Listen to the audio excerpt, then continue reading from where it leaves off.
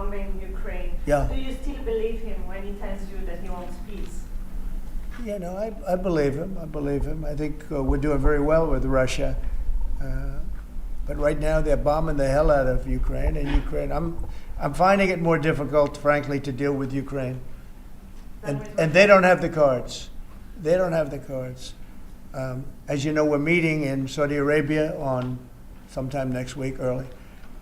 And we're talking, I find that in terms of getting a final settlement, it may be easier dealing with Russia, which is surprising because they have all the cards. I mean, they're bombing the hell out of them right now. And I put a statement in, a very strong statement. Can't do that. You can't do that. Mr. President, We're trying to help them. And Ukraine has to get on the ball and get a job done. Michael, could you come up here? I see Michael back there. Good, I'm glad.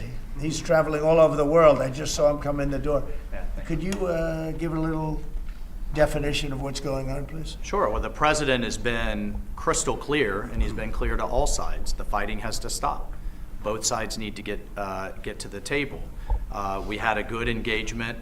Both leaders have said only President Trump could do so, and only he has been able to do so. We had an initial engagement with the Russians.